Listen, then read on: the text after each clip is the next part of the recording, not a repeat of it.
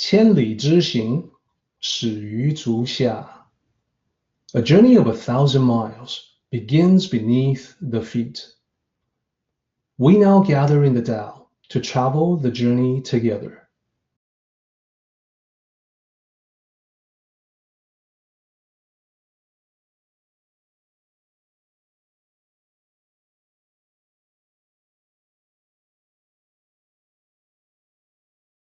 So first of all, below this particular slide, you'll see the two characters, and this is also left to right. Zhuangzi, this is the name of the sage. Qiu Shui, two characters. Qiu is autumn. Shui means water. So here, specifically, it means the floods. And that's because in ancient China, the autumn time is when flooding occurs. So this story is about a spiritual entity called He. Those are the two characters there. The meaning of He is a deity associated with rivers. So like the essence or the spirit of the river. In ancient China, it's very common to look at all different things out in nature and assign a god or a spiritual entity to each one. In that respect, it was very similar to what we know about Druidic or pagan faiths. So the tree would have a tree god, like the guardian of the trees. The mountain would have a god of the mountains. A locality would have a local deity associated with it. So these are minor deities associated with a particular thing in the mythology of ancient China. So He was the god of the river. So in our story, it goes like this. Once upon a time in ancient China, it was, once again, autumn, the season of floods. It had rained continuously for many days, and all the mountain streams and creeks were full of flooding water, pouring into rivers, which in turn flowed into and added to ever larger rivers. Eventually, all that water flowed into the main river flowing across the ancient land. That river was so wide that it was not possible from one side of the river to look upon the other side and make out the horses and oxen on the other side. So He, the river god, like the guardian of the river, followed the path of the river, watching over everything, feeling pretty good about himself. He looked across from one side to the other side and saw that the river was so wide, and he felt pretty full of himself. After a while, he came to the place where the river flows into the ocean. This was the Northern Ocean, Beihai. He looked and looked out at the ocean, but he could not see the other side of it. Never mind any sign of horses and oxen, or anything else for that matter, on the other side. So for all he knew, there was no other side. He realized that the river that he was so proud of, that he thought was so big, was actually nothing compared to how big the ocean was right in front of him. So he stared at it a moment longer, and then he sighed to himself. He said, I have heard expressions describing an arrogant man, that this man, having heard 100 teachings of the Tao, feels that no one can compare to his level of knowledge, that he was superior to all of them. Now, I see that this expression describing the foolish man may as well be talking about me.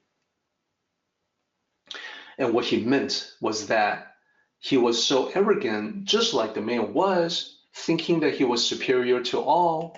Now, confronted with the vastness of the ocean, he realized the truth. Upon hearing this, Beihai, the northern ocean, came and said, well, that's actually very good. You are exhibiting humility. I say that it's good because, you cannot discuss the ocean with a frog who lives in a well, because he's limited by the space he lives in. You also cannot discuss ice or cold weather with insects who only live in summertime. When summer is over, these insects perish, so they have no way of knowing what it's like to see ice, how that feels. These insects are limited by the single season. You also cannot discuss the Tao with a dogmatic scholar. The scholar is limited by his academic doctrines. So you have now come out beyond your river banks and you have seen the great sea, so you realize your own significance. That being the case, it is actually possible for me to discuss with you about the Tao and the great principles of the Tao. And then the Northern Sea continued on, and he said, of all the bodies of water in the world, there is nothing larger than the ocean. Myriad rivers flow into it. We do not know when they will ever stop, and yet the ocean is never filled up. You can take all the water you want from it and still not reduce the amount of water in the ocean. You can have years and years of drought or flooding. You can have changing seasons, and none of these things have any effect whatsoever on the ocean. The ocean far surpasses the rivers because you cannot measure it.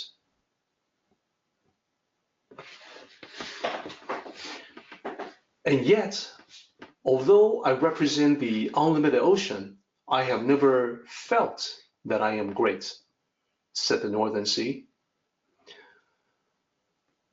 After all, the Northern Sea says, I exist between heaven and earth. In that respect, I am not unlike a small rock or a small piece of wood next to a great mountain.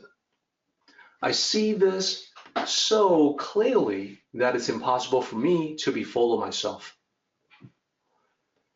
Also, think about this for a moment. If the ocean is contained within heaven and earth, and is therefore insignificant compared to heaven and earth, then what about the land where people live? After all, the land is surrounded by the ocean and therefore contained by the ocean. So I am small compared to heaven and earth. The land is small compared to me. The river is small compared to the land.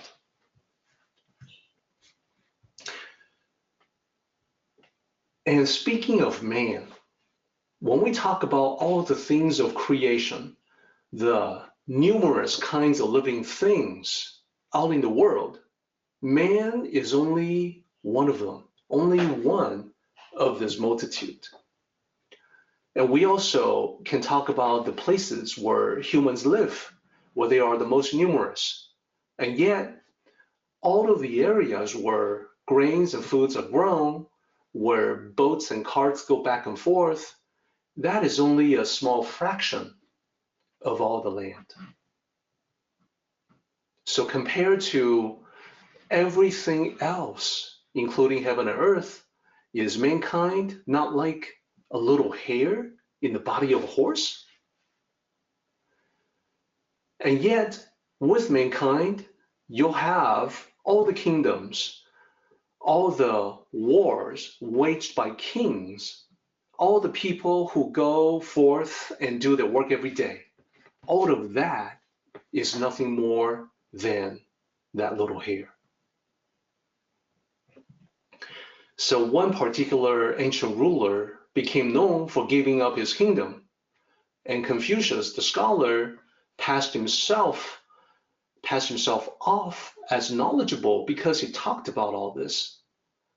But when they took pride in this particular way, were they not like you just a moment ago, in priding yourself on your flood waters?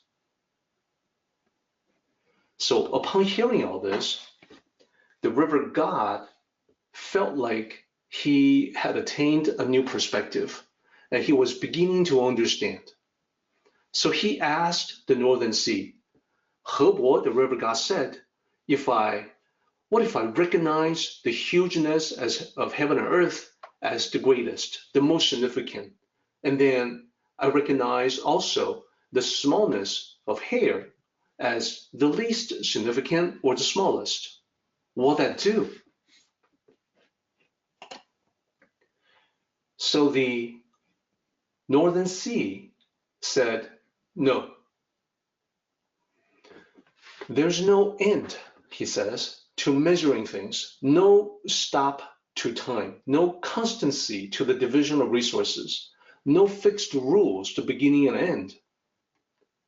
What I mean is, just when you think you have the greatest that you can envision, that you can think of in your mind, along comes something even greater. Just when you think you have the smallest, the least significant, along comes something even smaller. This is why those with great wisdom look at things far away and the things that are close by. They don't dismiss little things as trivial. They don't give up on big things because they're too big, too unwieldy. In their minds, they can contemplate the infinitely large and the infinitely small. This is why in life, when they gain things, they are not necessarily happy.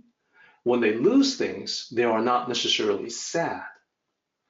This is because those with great wisdom realize there are no absolute rules governing gain and loss.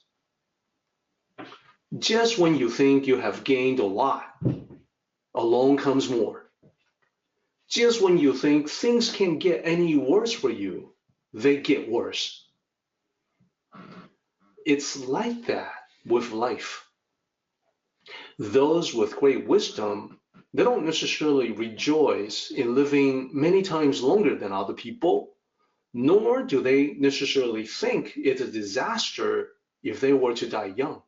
This is because they realize the meaning of life, the worth of life is independent of its length.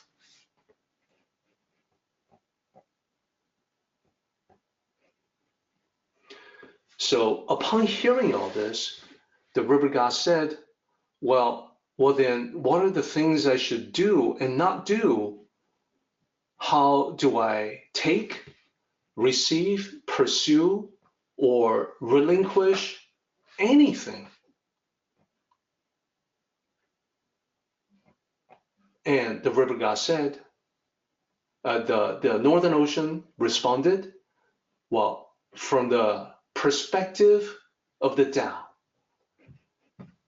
the thing to do is to attain tranquility and realize that the great Tao has no end, no beginning.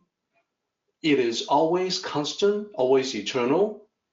The myriad things may live and die, and we have to confront all of it with the mind of tranquility. So what should we do? What should we not do? We should all move according to nature. So the river god is a little puzzled by this and said, well, if we do everything according to nature and everything follows nature, then what is so valuable about cultivating the Tao? So the Northern Ocean said, well, those who understand the Tao, it makes sense that they also have a good grasp of rationality and reasoning. And those who are rational and reasonable, they know how to handle any situation in life. So this is why those with great virtue are not harmed by the various dangers of life. It is as if fires cannot burn them, water cannot drown them.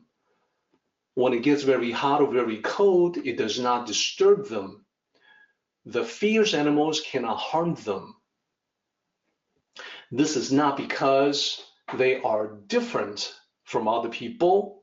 It is more because they are able to see everything clearly and they are able to handle everything calmly, whether those things are regarded as good or bad, fortune or misfortune.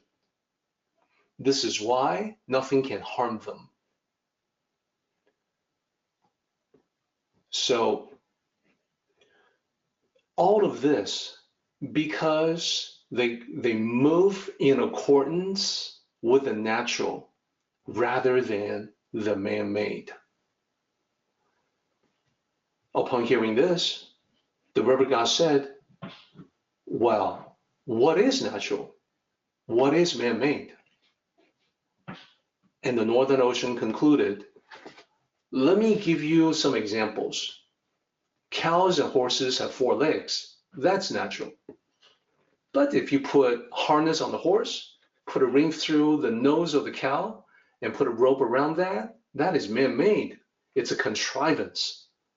As the saying goes, do not use the man-made to destroy the natural. Do not use contrived intentions to destroy your own nature. Do not chase after illusory fame. What that saying means is that we must take care of retaining our original nature, to never lose sight of the original nature. This is called returning to the great truth.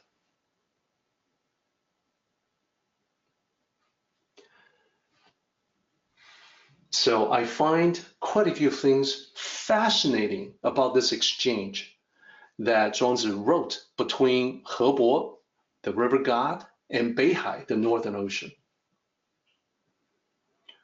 One of the interesting things is that it is also written in the Bible that all streams flow into the sea, yet the sea is never full. To the place the streams come from, there they return again. So the same ideas have occurred to the ancients in every culture. And there are certainly things that have an interesting correspondence with today. When Zhuangzi wrote about the infinitely large and the infinitely small, I think about scientists today when they look at the very large, universally, and also the very small, the quantum realm. It is as if these ancient sages are predicting that we will get to this point.